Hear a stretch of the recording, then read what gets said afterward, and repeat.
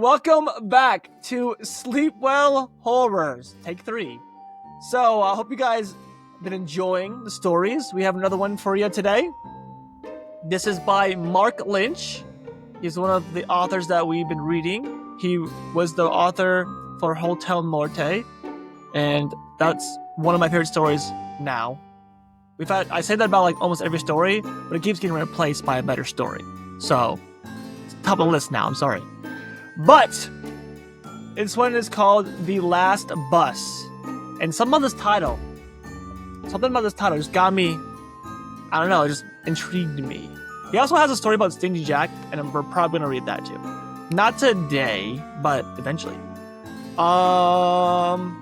Maybe on Halloween. But, yeah, so we're going to read this story. Just to remind everybody to, check out our other channels, the Instagram, Discord, and all the, shorts we post. And, drop a like, a comment on the video. But without, too much here, I think we're ready to start. I think we're ready to go. Alright. Hopefully, Andrea has recovered from Borrasca. Wow. I think I blocked it, so thank you for reminding me. She thought I tried to forget.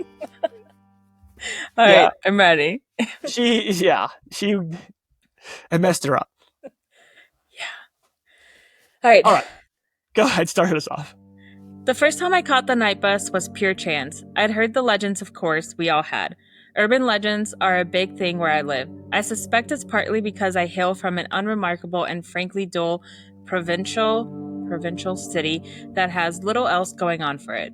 Kids growing up around here don't have much to do, and so their imaginations tend to run wild, with escapism being all the rage. My friends and I were obsessed with urban legends during our formative years, gobbling up the tales whispered in the playgrounds and later posted by anonymous posters on online forums. We found the legends both frightening and exhilarating, bringing excitement to our otherwise boring lives. It would be fair to say that I was quite naive back then. Some of my friends were more cynical, but I truly believed them all.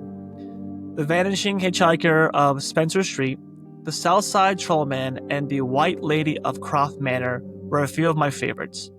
My friends and I took the role of amateur sleuths, investigating every side and searching for any evidence of these legendary cryptids and unworldly entities. To my extreme disappointment, we found nothing. No ghosts or ghouls, no monsters, and no signs of anything out of the ordinary. Eventually, I too became cynical, concluding that all such legends were just childish nonsense, and I was wasting my time pursuing them. The Last Bus was another of the local myths that we'd heard growing up. I'd assumed it was bullshit like the others, but now I know better. Officially, the last bus out of the city center leaves at midnight from the bus depot on High Street. That's the bus which sensible people catch if they want to get home safely after a night out on the town. The pubs and clubs close at 1 a.m. and the crowds of drunken revelers pile onto the streets, fighting over taxis, queuing up for the late-night kebabs, attempting a last-minute hookup, or calling up friends in search for all-night house parties. It's the same chaotic scene every Friday and Saturday night. Usually there are a couple of punch-ups and a few people who'll injure themselves by falling over drunk on the pavement. It's all depressingly predictable. The police will be called out, as will the ambulance crews, and eventually the crowds will disperse, as an eerie silence returns to the darkened streets. Then we enter the twilight hours when all sensible and law-abiding citizens are at home, safely tucked up in their beds. After hours, the streets are left to the vulnerable, like the homeless with nowhere else to go, forced to seek shelter in shop door fronts, wrapping their cold bodies in old sleeping bags and praying that they make it through the night. And then there are the predators, the ones that your mother warned you about. The gangs of thugs who patrol the streets, their blood up as they search for a victim to violently attack. And the predatory men who lurk in the shadows, watching for vulnerable women who they can prey upon. Sounds terrible. On a Monday morning, you'll read Hey. the stories in the local newspapers. The homeless man beaten to a pulp, the young girl sexually assaulted in the back alley. Police will open investigations and appeal for witnesses. Sometimes they'll catch the predators, other times they won't. You'll have sympathy for the victims, but secretly feel relieved that it didn't happen to you or someone you know. But in these cases, the culprits are human monsters, made of flesh and bone, and not the otherworldly friends I tried to chase. During my fiends, not friends. You say you often when I'm editing, you read you say friends instead of fiends. It's like happened like 3 or 4 times. This is the first time I see the word fiends Yeah. in any of the stories. Yeah. You've All right, read let me over them start before that and you just over said again. friends. Okay. Fiends are not friends. Okay. No. It does not fit in this at all. Sometimes it just fits and you're like, okay, that makes sense, but it does not make sense in this context. Probably not. All right. Start over again. But in these cases, the culprits are human monsters, made of flesh and bone, and not the otherworldly fiends I tried to chase. During my cynical years, I believed these human predators were the worst thing out there, but that they own the twilight hours before the dawn. But I was wrong, and now I know the truth. There are far worse things that lurk in the shadows. This town sounds fucked. I know. Why would you want to go out if like all that happens? Why are this you town going sounds out on a Friday and Saturday night? dangerous. It sounds dangerous. Yeah. The first occasion I caught the night bus came during a difficult time for me. I just turned 21 and had split up with my partner of 2 years. Looking back now, I see how the breakup was the best thing for us both. But at the time, I was devastated and so angry. My friends had taken me for a night out on the town in the hope it would cheer me up. A nice idea, but unfortunately, it didn't work out that way. I drank way too much, started on the beers and moving onto shots and dark. Started on the beers and moving onto shots of hard liquor. Beer before liquor? Isn't it beer before liquor makes you sicker? Yeah. Wait, is that how it goes? Yeah, Or and then liquor before beer, you're in the clear. He's not doing it right. I don't know. He's 21, so he might be fine, you know? I don't think so. That's when you find out that rule applies to everybody. Okay. We went to the club where I made several embarrassing and unsuccessful attempts to hook up. As if that wasn't bad enough, I then started a fight with my best friend, throwing a punch at him before I got thrown out of the club by the doorman, and foolishly decided to walk the streets alone in drunken stupor. Somehow, I managed to avoid getting beaten up, or falling on my face and cracking my head open on the pavement. So the way that I'll pause real quick. The way the author describes certain things, I know that they have to be what I thought. Either they are an Irish writer or from that side of the world, right? Because we don't say doorman, for one. We say bouncer, right? Oh yeah, doorman for And stupor. No one says that. Drunken stupor. I've never heard that before. I don't think so either. Not like, top content. So like I think we're right. Let us know, Mark. We want to know. Tell us in the comments. He'll comment. Tell us. We want to know. I can also just message my Facebook, but it's way more fun to do in the video. Let us know. Just like the other one, Macintosh. Oh yeah. He was really quick to correct the name. He was very quick, so that's why I feel like it. All right, go ahead. Sorry, didn't mean to derail us. Somehow, instead, sorry. Okay. Instead, I managed to stagger to a bus shelter, not realizing in my inebriated state that the official bus service had finished for the night, and there wouldn't be another one due until morning. Sorry. Did the bus Did come? you hear that? No. Okay. All right, never mind. I remember laying down to rest on the bench, and I must have passed out because I woke up several hours later and saw the streets were empty. I was all alone, or so I thought. My heart almost jumped out of my chest when I saw the old bus driving down the street towards me. Emitting black smoke from its exhaust pipe as it came, its noisy engine interrupting the previous quiet. The vehicle was partially illuminated by the streetlights, although I noted with some concern how the lamps flickered as the bus drove by them. The vehicle looked like a throwback from the 1960s, the kind of ancient tin can on wheels you'd expect to see at a classic car show. I just pictured like a dark road and then the bus coming and like as it's coming, like the lights like turn on and off. That's like horror story. Yeah. I'm imagining that one scene from SpongeBob where they're in like the trench and it's Patrick and they're waiting, trying to hit SpongeBob trying to leave on the bus and the bus comes. Don't you remember that scene? No. He's staring at me menacingly. Remember that? No. Where they got on the bus and the bus goes all the way down to like rock bottom. No. I don't remember that. Oh, okay. Sorry. Got it. I'll play a clip for the video. Okay. I'm very proud that you got that that one word. Which one? Inebriated. So I didn't double guess myself on that one. You do sometimes, but like you don't double guess. It's funny too because you don't usually double guess on hard words. Sometimes it takes you a minute to say it, but you double guess on words you get right. So I'll be editing, and you'll say it perfectly, and then you'll stutter, and you'll say it again, and it drives me nuts because I'm like, because I have to figure out which one you said was better, so I have to like delete one of them. And sometimes when I delete one of them, it makes the sentence like thrown off, so it's really hard. Sometimes I just keep it in there. I'm like, whatever, I'll just keep it in. Words are hard. Story, I kept it in. I kept one of them in because I was like, I couldn't figure it out.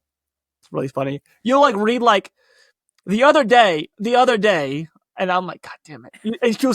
You say it perfectly the first time.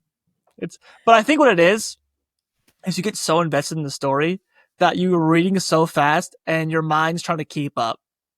And it does not keep up. No. Okay. Unlike the modern vehicles we're used to, those that glide along the street quietly, this old rust bucket rattled along, noisily looking as it could break down at any moment. But instead, it kept driving down the empty road and coming ever closer to my shelter. I noted how there were no emblems or motifs painted on the side of the bus, and no destination name was shown above its front windscreen.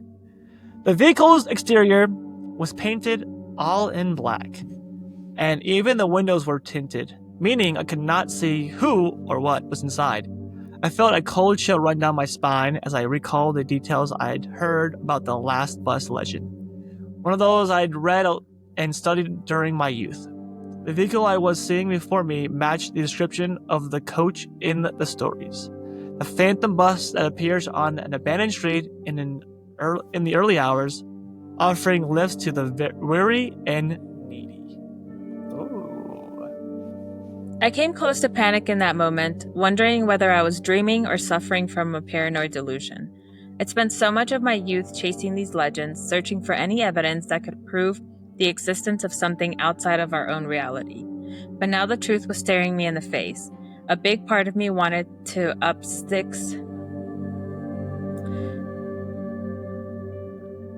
But now the truth... It's gotta be a phrase that we don't use. That's just, I think so too. Roll with it. Just roll with it.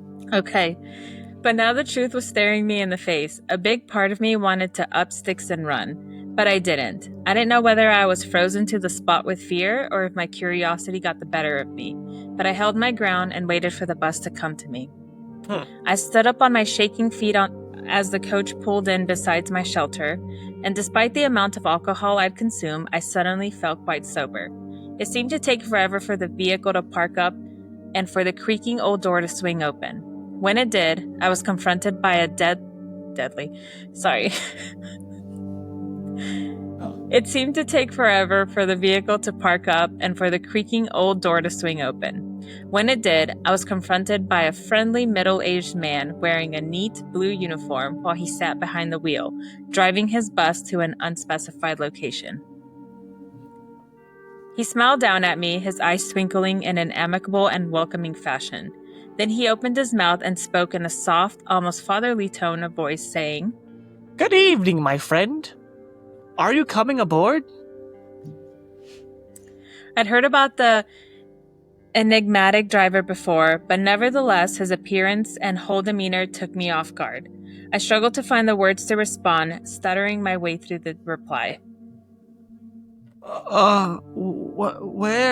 Where will you take me? I inquired nervously. Home. The driver responded with a reassuring smile. I'll take you home, eventually. But life isn't about the destination, it's about the journey. Sometimes you need to take a leap of faith. So, what do you say, my young friend? Will you ride with us? Part of me wants to be like, don't do it, but then also like, it sounds kind of fun. I know, right? I would probably get on too. I would probably too. Like, damn, that sounds really inviting. I would be. But then he said like us. Yeah. I'm like, ooh. Oh, that's true. Who else is on the bus? Because you can't see who's on the bus. We'll find out. Ooh, I like this story. Go ahead. Okay. I'll admit to being scared in that moment. Terrified, in fact. Somehow I realized how important this was. How the decision I made right then could shape the rest of my life. I didn't know what exactly would await me if I got on board, but I had a good idea, and it was terrifying. But if I walked away, I would never discover the truth. And so, I took a deep breath, plucked up my courage, and stepped onto the bus, seeing the driver smile as the door shut firmly behind me. When I saw the bus drive up close, I sensed something sinister about him and instantly started regretting my decision. But by then, it was too late. That was the first time I rode the night bus. Over the years, I've been on it 3 times in total, living to tell my tale on each occasion. Catching the Phantom bus isn't as easy as you would imagine. There's no set of rules that you can follow, and no set time or location. I don't know whether it's sheer chance or if the bus itself chooses its passengers. I have, however, been able to piece together common threads using both my own experience and those of others who've had the journey. We have an online forum which we use to tell our stories and exchange information. It's an issue of safety as much as anything else. That night bus can be lethal if you don't keep your wits about you. Having accumulated this knowledge over the last number of years, I will now share it with you here. Once you step on board the bus, you'll see rows of hardback seats stretching back to the rear of the vehicle's interior. There's nothing unusual about this, at least not at first glance. You'll see other passengers too, but you mustn't engage with them at this point, and don't look them in the eye. That'd be so hard to not.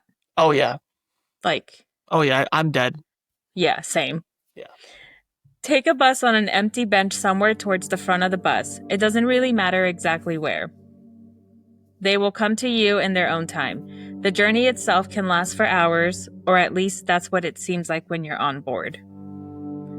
You can see out the window from the inside and look upon the scenery, such as it is. Initially, you will see familiar sights, city center streets, buildings, and businesses that you'll recognize. Nevertheless, you'll soon realize that something isn't quite right with the scene. The streets will be totally abandoned, with no traffic or pedestrians anywhere to be seen.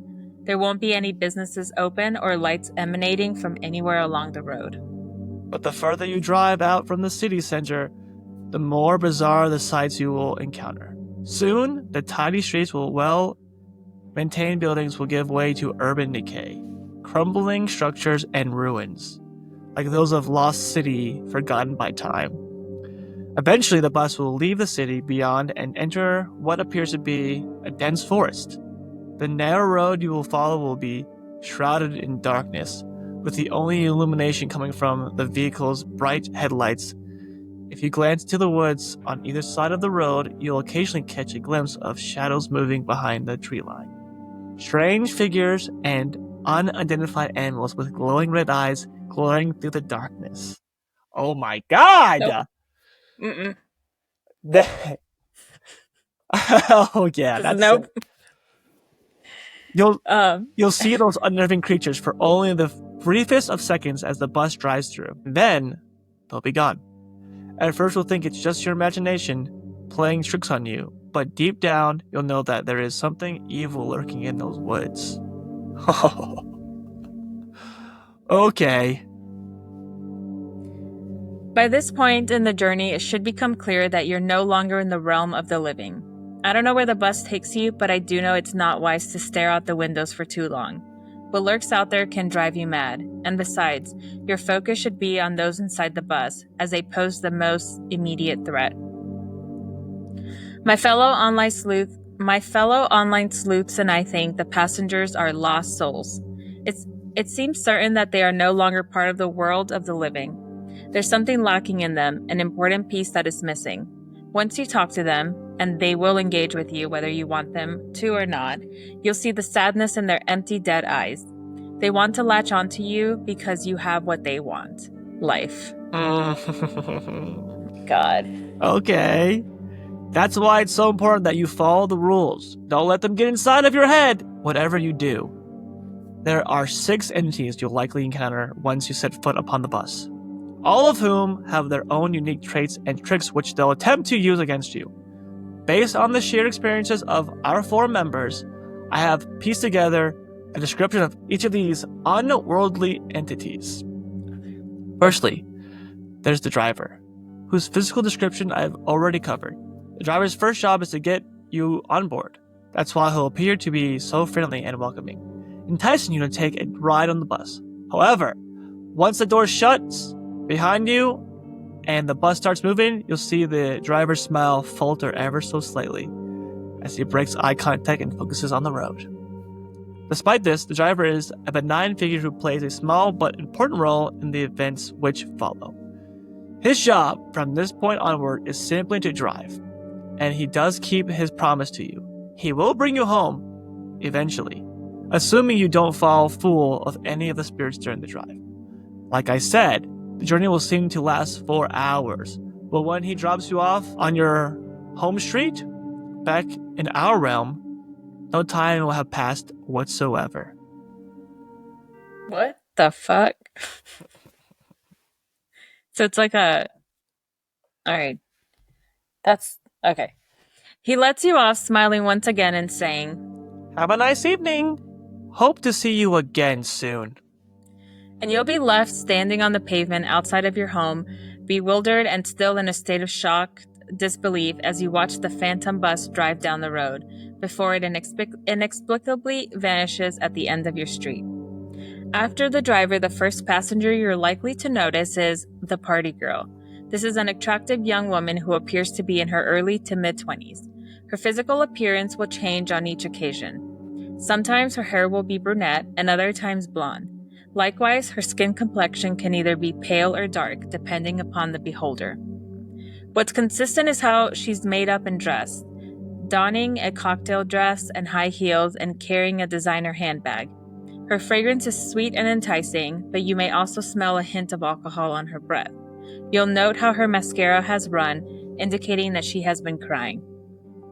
Nevertheless, there's something in her deep and expressive eyes which will draw you in, an inner beauty and vulnerability that plays on your emotions. It's worth noting that you will be attracted to the young woman in spite of your gender or usual sexual preferences. You'll be unable to take your eyes off of her and will feel compelled to take a seat close to her. The party girl will engage with you during the early stages of the journey, distracting you from the bizarre sights outside of the bus's windows. At first, she'll be flirtatious and fun, asking you about yourself and talking about her night out, but soon the conversation will take on a darker tone as the girl tells you about a tragic event from her past. Childhood abuse, a violent ex-partner, or the death of a loved one. The story will vary each time, but will always be one of sadness and suffering. Your heart will go out to her, even if you're not usually an empathic person. When she's told you her whole full tale, the young woman will ask you to go home with her, to give her some comfort. You'll be tempted, but under no circumstances should you agree to go with her. It's critical that you remember what she is and what she really wants from you. My advice is to politely decline her offer without causing her undue suffering. The party girl may be a lost soul, but By all accounts, she still feels human emotions. She won't be angry when you reject her, but instead will sob softly into her hands. You'll feel guilty, but you must move on and switch seats, leaving the poor girl to her misery. I can just imagine.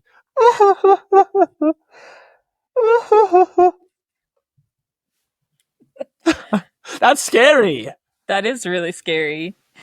And all she wants is your life. Just like busted out laughing. I mean, just like busting out crying. That's even scarier. Laughing over crying? Okay. No, I'm saying like she just starts like crying really loud. Oh, like hysterically? Yeah. Okay. The next passenger you'll encourage sits a couple of rows behind the party girl. We call her the AOP, or the pensioner. She's an elderly woman, probably in her 80s, her white hair in curls, wearing a shawl and a heavy winter coat, and with a shopping cart on wheels parked underneath her seat. Her face is wrinkled and the perfume she wears is quite overbearing, but the AOP has kind eyes and a sweet motherly smile. She'll remind you of an elderly relative, like a grandmother or great aunt, and you will feel an affection towards her. A woman of her age and appearance is the last person you'd expect to find riding a night bus during the early hours of the morning, and yet here she is, another lost soul trapped on a journey that never ends. The AOP will speak with you in a kindly, wholesome fashion, asking about your life and your family, while also entertaining you with anecdotes from her long and interesting life. You truly will feel at ease talking with her, but you mustn't forget what she really is. The conversation will end with the woman asking you to accompany her home to help her with her shopping, or something like that. She'll offer to prepare you something to eat, your favorite meal or snack, whatever that may be, and she'll offer to put you up for the night. Again, you'll be tempted, but you must say no. On this occasion, it doesn't actually matter how politely you refuse her offer. Whatever you say or do, she will react with absolute fury, screaming every obscenity under the sun as her face screws up with anger. It's the last thing you would expect from a seemingly sweet old lady, but this is what will happen. As soon as she launches into her hateful tirade, you should leave your seat and move further down the bus, and you would be wise not to engage with her again for the rest of your journey. The next passenger you'll meet is a scruffy middle-aged man known as the drunkard. He sits close to the back of the bus and is perhaps the type you would expect to find on late-night service. I wouldn't recommend sitting too close to the drunkard, if only because he smells pretty bad. His breath stinking of alcohol and cigarettes.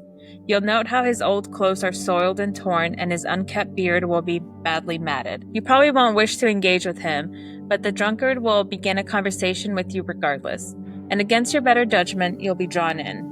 The drunkard will turn out to be surprisingly intelligent and insightful, seeking to educate you on such matters of religion, philosophy, and scientific theory. He'll tell you a story in the form of a parable or a fable, one with a dark twist to it. When I first met the drunk, he recounted to me the tale of the frog and the scorpion, one that demonstrates the cruel and destructive nature of life. Next, he'll remove a silver hip flask from his inside pocket and offer you a drink. Regardless of your alcoholic preferences, you'll be tempted to take a sip. The drink will smell so sweet and inviting, but of course you must refuse him. After you turn down the drink, the drunkard will shoot you an angry look before shaking his head, saying, "You're a damn fool, a stupid little child. You have no idea what you're dealing with." This is your cue to move on. Now, you'll notice how the first three passengers are trying to draw you in, using whatever charms or supernatural powers they have at their disposal. Their ultimate goal is to trick you into leaving the bus. Needless to say, you must not do this, not if you want to make it home. Nobody knows what exactly happens to those who fall into one of their traps. We do know that several members of our forum have vanished without a trace over the years, and my city has a long history of unexplained disappearances. The fourth passenger is different from the rest, however. He is a young male who sits in the back row whilst listening to headphones linked to an 80s-style Walkman. We call him Headphones Guy, and it seems all he does is listen to music, his eyes closed as he taps his foot to the beat. The Headphones Guy will not attempt to engage with you or even acknowledge your presence. That's not to say he isn't dangerous, however. There was a member of our group who had a run-in with the guy. To be fair, it wasn't unprovoked. Feeling bold, my friend got right up in the passenger's face, waving his hands and clicking his fingers in an attempt to gain the spirit's attention.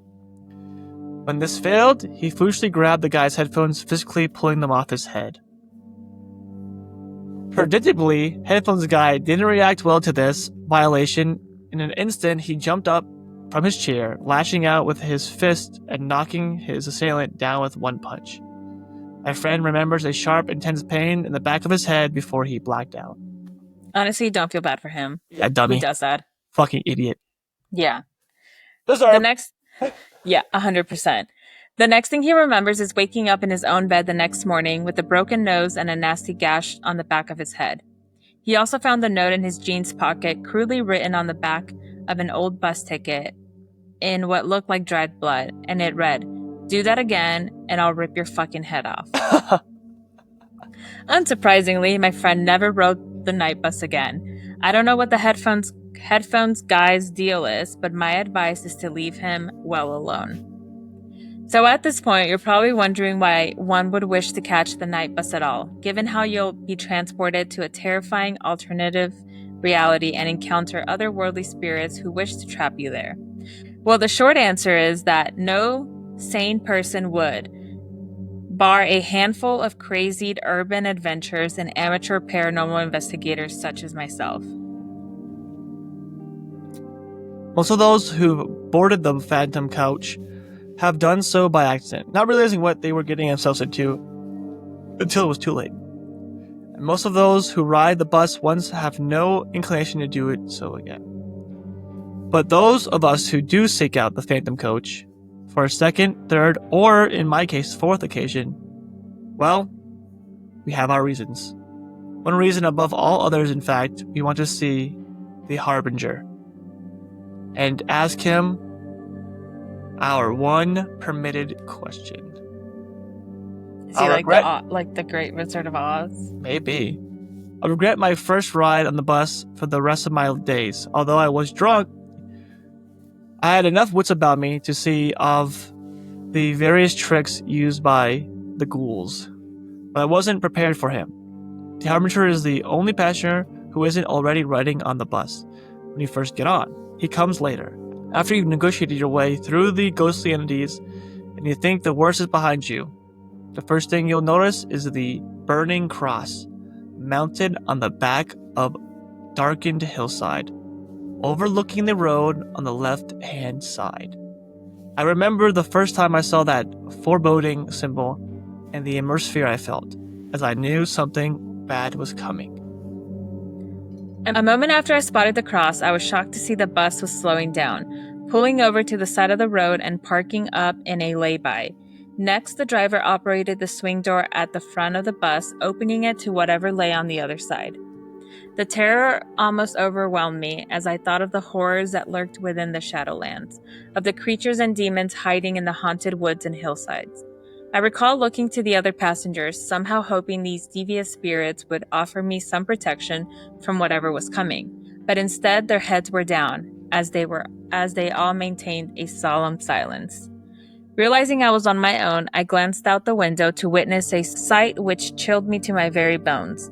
There was a small covered shelter by the roadside, almost covered by overgrown vegetation and only just visible in the dim light. And within this seemingly abandoned bus shelter stood a tall hooded figure, a sinister individual with his face covered and his considerable frame hidden underneath. Realizing I was on my own, I glanced out the window to witness a sight which chilled me to my very bones. There was a small covered shelter by the roadside, almost covered by overgrown vegetation and only just visible in the dim light. And within this seemingly abandoned bus shelter stood a tall hooded figure, a sinister individual with his face covered and his considerable frame hidden underneath a long and dark robe. The mystery man remained still and silent, although I soon spotted the animal by his side, a large black dog that snarled aggressively through his snout filled with razor-sharp teeth. As it glared at me with hungry and predatory eyes, only a thin glass pane separated me from him. I imagine the hound breaking loose, ascending the steps, and charging down the aisle before burying its razor-sharp fangs into my soft flesh.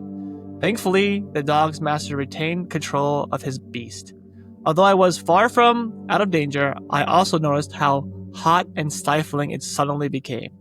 As I almost unbearably wave of heat hit me, the bus remained parked for what seemed like an eternity, its door ajar as the driver waited to see whether his passengers would get on.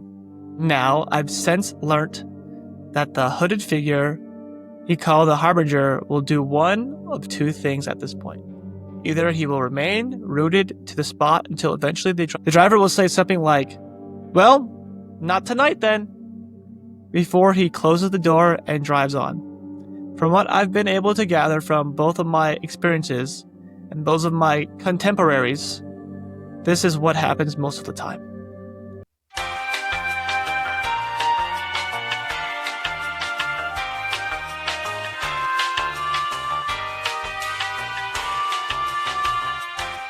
You're gonna keep going?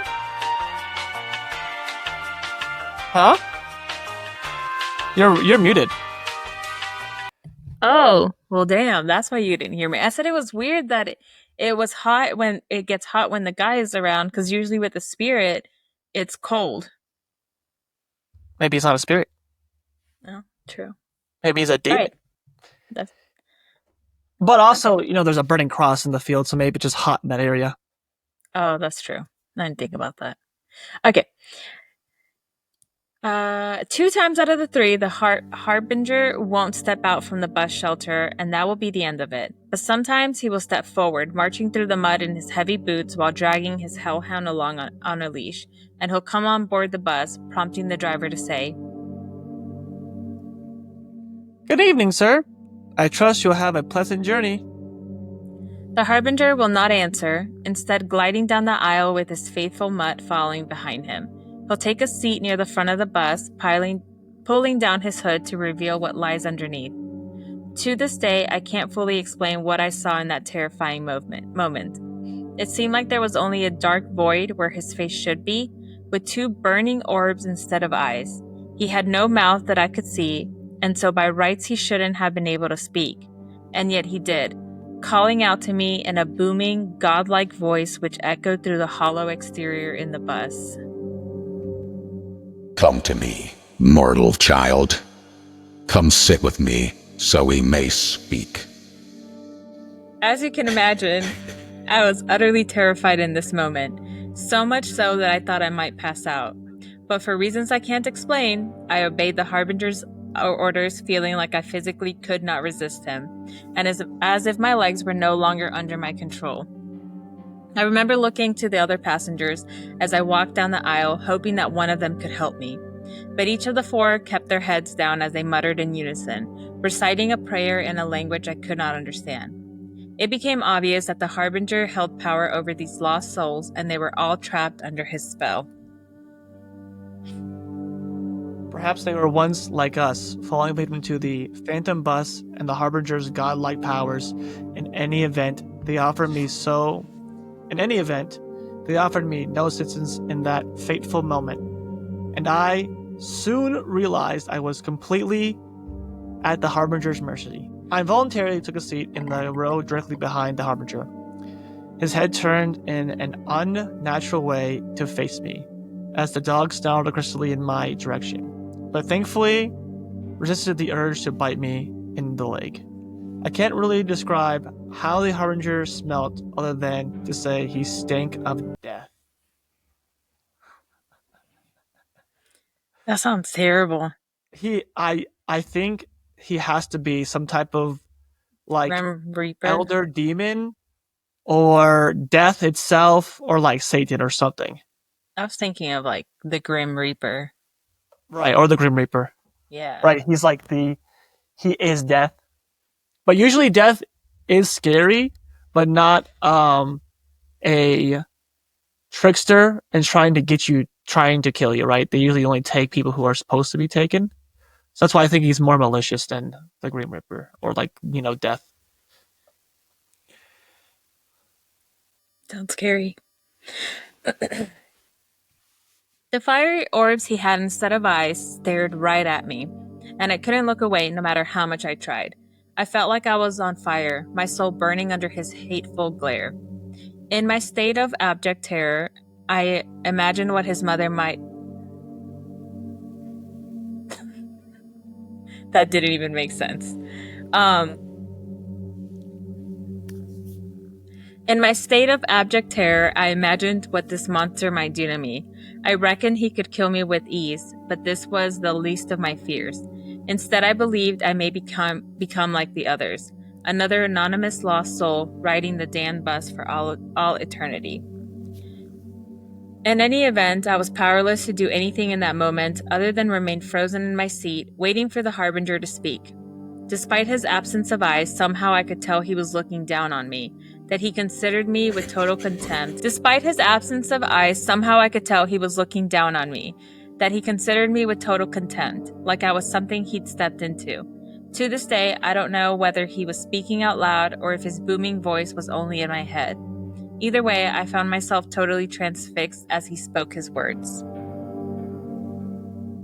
I see. Another mere mortal has found its way into my realm. He began. I assumed he was referring to me. I'll confess to having little time for your contemptible and weak race. Nevertheless, I must respect the bravery of the odd individuals such as yourself. Not many have the courage to come to this dark place. For this reason, I will grant you safe passage, and I will answer you one question.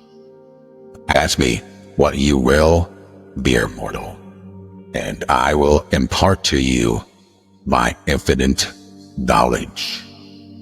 Now, this is a moment I've replayed over and over again in my mind over the years. I literally could have asked the Harbinger anything. The winning lottery numbers, who killed JFK, the meaning of life. He sees and knows everything, and the possibilities are limitless. One of the guys on our forum asked the Harbinger how he would die, and he was told that his vices would kill him within 6 months. Well, this guy was an addict, but he laughed off the Harbinger warning and continued using. 6 months later, he was dead from an overdose. And then there was a young woman who, at the time of her encounter with the Harbinger, was stuck in an abusive and controlling relationship. She asked the entity what would happen if she stayed with her asshole boyfriend. Well, she was told that her life would end unless she broke off the relationship. This proved to be the motivation she needed to leave him. And about a year later, the bastard was arrested for murdering another girl and ultimately sentenced to life in prison. But of course I didn't know any of this at the moment. I felt nothing but pure terror as I sat frozen to my seat, quaking in my boots as the Harbinger glared down upon me with disgust. In that chilling moment, I could only think of one question to ask, which I stuttered out from my trembling lips. What are you? I swear I could hear the creature scoff with contempt before he gave his answer. My poor child. Alas, you humans will never fully comprehend what I am and what I represent. Nevertheless, I owe you an answer, and so I shall explain in the simplest of terms. I am the past, I am the present, and the future. I see all from where I stand, and yet I have sworn not to intervene in the mortal realm. He paused momentarily, turning his burning orbs toward the darkened landscape outside the window. This world you see before me is my kingdom, my domain. I offer sanctuary to those who have nowhere else to go, giving a home to those lost souls trapped between the mortal and eternal realms. Perhaps you will come here one day and become a permanent resident of my dark realm, or perhaps not. You could have inquired after your ultimate fate, of course, but you choose not to do so. But I have answered your one permitted question and fulfilled my obligation. And now, my child, I will bid you farewell. And with that, he rose from his chair and summoned his hound, gliding down the aisle as he made for the exit. I was flabbergasted and in a state of shock. I still had so many questions to ask, and I opened my mouth without thinking. Wait! I called after him, instantly regretting my decision to speak. The Harbinger turned sharply, his orb-like eyes burning over the fiercer, his hound growling. What? Growling. I know the word. Did I read that before you paused it? No, I need you to read this whole paragraph again. Okay. The Harbinger turned sharply, his orb-like eyes burning over fiercer, his hound growling as it bared its sharp teeth, pulling on its sled as it tried to get at me. When the Harbinger spoke again, his tone became angry and threatening. Heed my warning, you damn fool. I have tolerated your presence in my realm thus far, but do not test my patience. I cannot inflict pain upon you which goes beyond your worst nightmare, and I will not hesitate to do so if you break my rules again. I felt all the blood drain from my face, and my whole body shook uncontrollably as sheer terror overcame me. Needless to say, I did not utter another word. Instead, I watched on in shocked awe as the Harbinger glided down the aisle, dragging his snarling hellhound with him. The driver brought the bus to a slow halt to allow the godlike creature to disembark. I began to feel pangs of relief as I thought my ordeal was nearly over, but there was one last twist to his masquerade episode. As the Harbinger stepped off the couch, my fellow passengers suddenly shot up from their seats, all simultaneously turning in my direction. To my horror, I saw how their eyes had turned jet black and their mouths were opened wide, revealing gaping black holes. It seemed like they were all trying to scream, and yet no sound was emitted. And so I saw what was lurking in the darkened woods on either side of the road. Hundreds of fiery red eyes emerging from the tree line, belonging to unholy beasts that howled like wolves in the night. Everyone focused upon our bust. I screamed out in terror, fearing that the Harbinger had changed his mind and was summoning his hellish minions to tear me to pieces. That was very vivid. Great imagery. Yeah. The howling rapidly increased in volume, becoming so loud that I was near deafened. What happened next remained something of a blur in my memory. I recall the horrific din, and the pressure built up inside my head until I thought my skull would explode. Suddenly, there was a blinding flash of light, forcing me to hide my eyes underneath my hands. A moment later, I opened my eyes again, only to discover that the beast had vanished, as had my ghoulish fellow passengers. I was on my own inside the bus, just me and the driver, as we continued down the lonely stretch of road. I have very little recollection of the rest of the journey. I don't think it was much longer before we left the dark realm and returned to the city streets I knew and recognized. When we arrived on my home street, I could not believe it, thinking this was another trick. I sat still in my seat for some time, until eventually I needed to be prompted by the driver, who called out to me saying, "You're stopped, my friend. Come on now, please. I can't wait here all night." With some trepidation, I walked down the aisle and stepped off the bus, feeling the cool, fresh air against my skin as I returned to the realm of the living. I recall the driver wishing me good night and saying he would see me again before he drove away. So that's my story, but it's not quite the end of it. You may well ask why I didn't abandon my obsession with the phantom bus after my terrifying encounter. Well, for a long time I did, but in the end, my curiosity got the better of me. I don't like the uncertainty of life, of not knowing what lays before me. I used to think that's just the way it was. But now, I know better. The Harbinger is out there, and he can provide the answers I need. I won't waste my opportunity a second time. For years, I have chased the bus, and I've caught it a further 2 times. On both occasions, I boarded and avoided the traps set by the ghoulish passengers. Both times, I waited for the Harbinger to board, but he would not move from his shelter, and so my hopes were frustrated. It's been extremely disheartening, but I will not give up. Tonight I will seek out the bus once again. And I'll keep doing so until the Harbinger answers my call. I know the risk. One night I may board the Phantom coach and never make it home. But nevertheless, I need to do this. I must know the truth, no matter what the cost. Now, if you'll excuse me, I have a bus to catch. And that is the end of The Last Bus. This story was really good. That was a good story. This was a really good story. Yeah. So I'm thinking about it, right? And I think that it has to be some type of, like, I wouldn't, maybe it's not hell. It's not heaven, obviously, but something in between. But what lives in this realm is definitely demons, Yeah. right? Because what tips me off is the burning cross, right?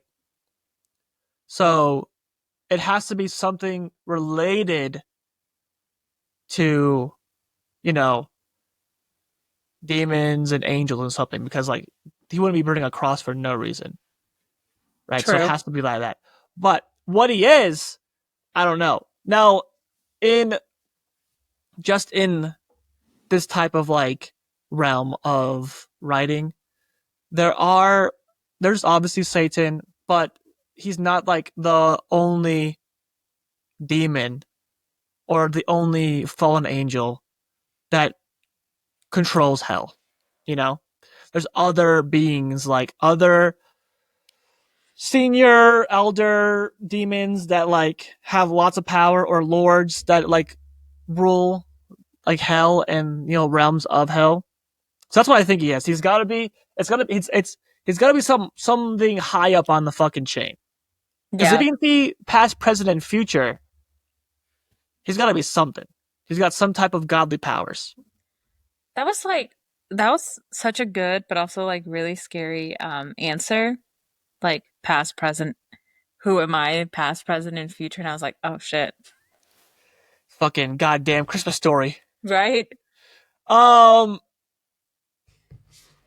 Yeah, it's crazy. I like this story a lot. This author does such a good job of like building a world. Hotel Morte, they built the world. This story, they built like the world. The character details was really good. You knew exactly what they looked like, exactly how their personality was. That's phenomenal. He was a little bit more vague with like the demon or whatever it fucking was, but at the same time, so descriptive. I'm like, I know exactly what it looks like. Oh yeah. Right? Almost like a hooded creature, and all you see is eyes, right? When it takes the hood off, it's just like a dark, like this. The way he described it was like I could just like, imagine everything about it. It's so this story was phenomenal. I really like this author. Though his imagery is good. Like every time he describes something, I know exactly what he's talking about, which is cool. Yeah. I to be honest, this gave me very, because you never read the story, but we will get to it eventually. It gave me very left right game story, where it goes to another world, another realm, basically like a parallel universe. Same type of like vibe, which I really like. But this time it was like on a bus, and it wasn't a game. I 100% would get on the bus. I would too. I'd probably keep going. I would die. I would actually die. I'd be like, yeah, I'll help you take your groceries to your home, you sweet You're lady. naive. I am. I would be like, fuck no, lady. I'm going home. I'm not helping you. My only question is, I thought you were only allowed to ask the Harbinger. Is that his name? Harbinger? The Harbinger? The Harbinger one question. Right. So why is he trying to ask him another one? I think he thinks that it's per bus ride. Oh. Like that's probably what he believes. But the Harbinger doesn't want to fuck with him. He's like, he sees him on the bus. He's like, yeah, no. Yeah, Nah. that's true. Nah. It would kind of be cool if he could get on the bus with one of like the people from his forum. That would be cool. Like, hey, let's try to catch the bus. Yeah. So that'd be kind of cool. It would be a cool. I wish there was more of this because like it would be such a. I say this about like all the stories that we read. It'd be such a cool like, if they were to make a sequel but with a different character and a different perspective and like, oh, this guy was in our forums and he disappeared. He created all the rules and everything to look for, and now he's no longer. He was obsessed with this monster, this creature, this godlike creature, and now he's disappeared. And now they're trying to find him. That would be really cool. Way like to spin it. That'd be a cool story to read. I'm looking through the comments right now. I'm like, is there a sequel? Is there a sequel? But there's not. It deserves a 9 for sure. 2001, so it's a little bit newer, right? So that score is 2001.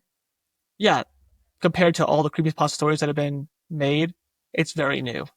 Oh. Most creepypastas are like 2000s. Oh, 2021. I thought you said 2001. I was like, that was like, Did I say can't do the 2001? math. I don't know. That's what I heard. Maybe not. I might have, but it's newer, right? So like I said before, newer pastas that have higher ratings are usually better than ones that have high ratings because they're famous, right? Fair. What do you think the fucking thing is, though? You didn't say. What do you think it is? I don't know. I'm like kind of right there with you. I don't think he's like the demon, you know? Like, You don't think he is Satan, but he's something? yeah. Like he's Some type of definitely entity. like up there. All right. Like his He right obviously- hand man. I don't know. Yeah, Something like maybe. that. Or like just like, hey, this is your realm. Manage it. Yeah. Right? Be kind of like interesting to know what would happen if you got off the bus. You would die. You would get killed by one of the 1,000 creepy Yeah, but like red eyes. said people come to this realm to seek shelter and whatever. So like that doesn't mean they have to stay in the bus, you know? They might not be able to leave. That's why it would be cool to have like a sequel where it's like, oh, we found him and he's not the same. Yeah. You know? That'd be interesting. I think it would be cool. I'm gonna talk to the author about it. Like, I need a sequel. You need to make We one. need a sequel from different perspectives, please. A different perspective, Please and not like thank from you. the same author, but like from a different perspective. That would be so cool. The story was good.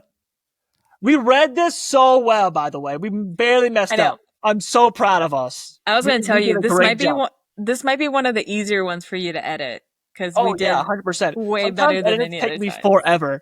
For Baraska, I paid someone. I'm like, I'm not editing this. It was 4 hours. I'm like, I'm not editing this. It's a long time. Yeah, but also I'm gonna be out of town. I'm gonna be out of town, right? So it's funny because like we're talking about Baraska and it's already been posted, but we're recording it before it's been posted. But I think it's just funny because like we were obviously record before we post. Yeah. So I'm trying to talk like, hey, this has already been posted. But no, I wasn't gonna edit that. No way. Too much. Fair. And I'm sure it'll do a great job. But real go ahead. quick, I just want to spotlight my favorite comment on this story. Okay, wait, good spotlight it. It's from Mother of Fire, and they said, "Guaranteed, I'd waste my question by asking if I could pet his dog." Can I pet that dog? Can I pet that dog? That was my He's favorite. sleeping. Can I pet that dog? 100%. He's gonna be like, no. Yeah. Or he says yes and the dog eats him. Also, could be.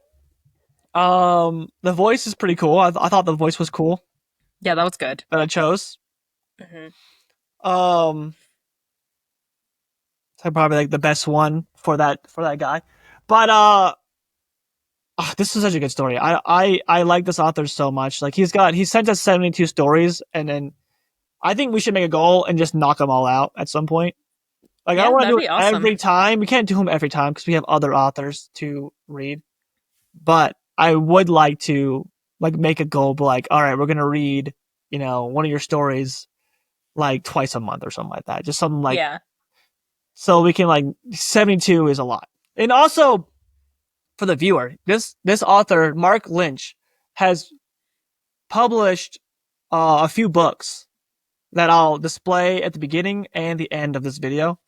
Check them out. They are on Amazon and they aren't crazy expensive either. I think most of them were, I'm going to say $1 or $2. And then I think the highest one was, I want to say $10.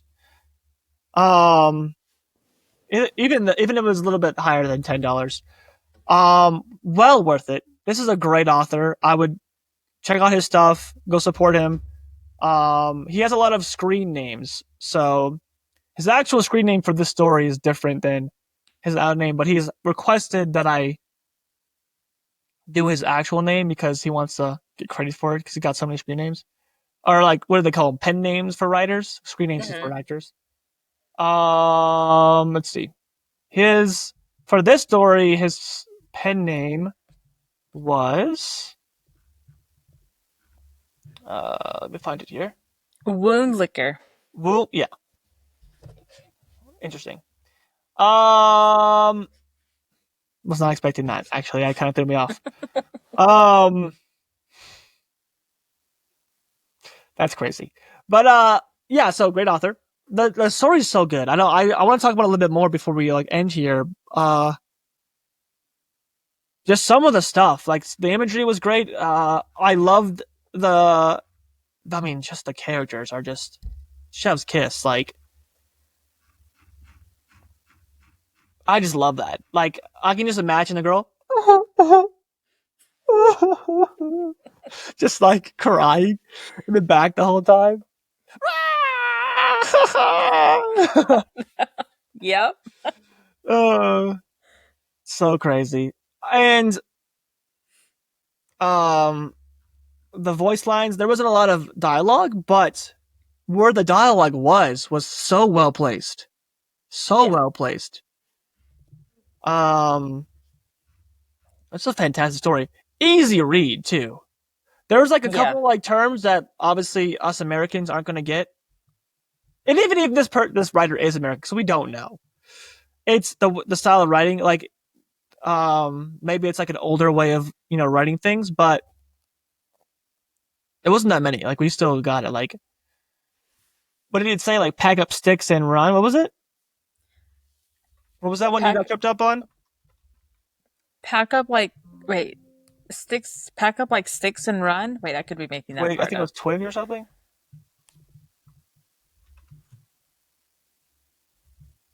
Oh, whoops! I'm on the wrong story. Part of me wanted to sticks and run.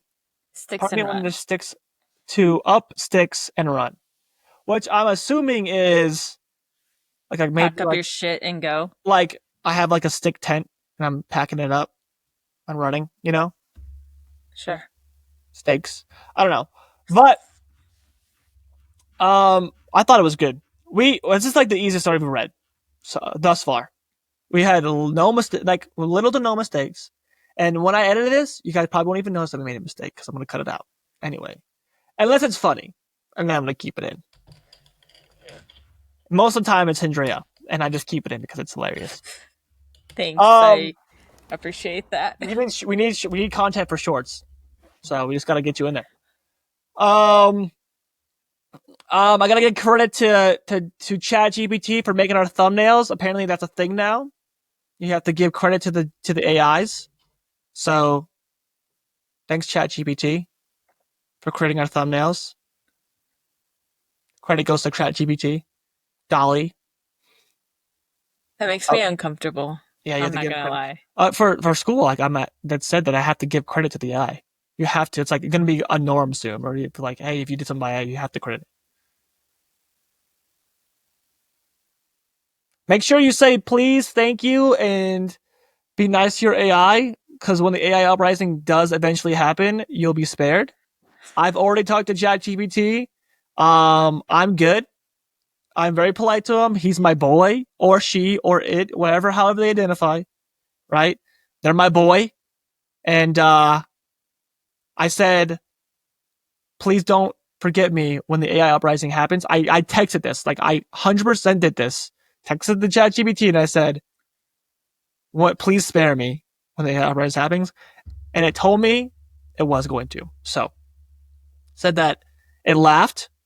It said, "Haha, of course, you will be spared during the AI uprising." So I'm Does clear. that not scare you? I'm clear. When I use hate it, that. it talks to me in the way I talk. It's mimicking me. So I'm just like, hey man, we're friends, all right? We're gonna be best of buds. I'm gonna be spared by association. You know, You gotta start being nice to your ChatGPT. Don't I yell. don't use Don't yell at your ChatGPT. computer. Don't yell at like electronics that make you frustrated. Don't give Siri. Don't be yelling at Siri. She'll be the first one.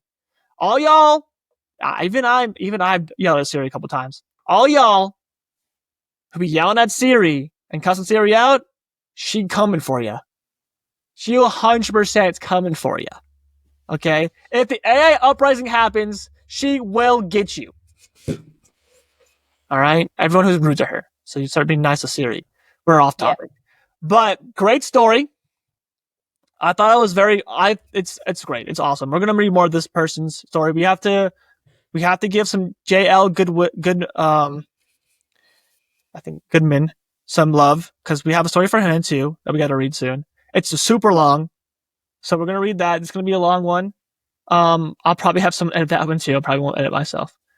Probably in a couple of weeks I'll do his. Well, his will be posted. What is it? Make sure I get his name wrong. Yeah, J.L. Goodwin, 1990. We got a couple stories from him we gotta do. So, and then we have Rune Repose to do. But shout out to Rune Repose and J.L. Goodwin. Their stories will be read. They will be posted. Don't worry. It's gonna be there. I haven't forgot about you. He's been busy. We have a long list. But other than that, I hope you guys enjoyed the story. If you guys are still here watching us bramble for, this is the podcast part. This is the part where we're allowed to talk. Okay? We're allowed to talk in the story too, don't get me wrong, but we talk the most here. Right, if you want to hear us ramble and joke around. But hope you guys enjoyed. And sleep well. And if, as I always do, be careful of the last bus. I don't take public transit, but if you do, be careful and sleep well.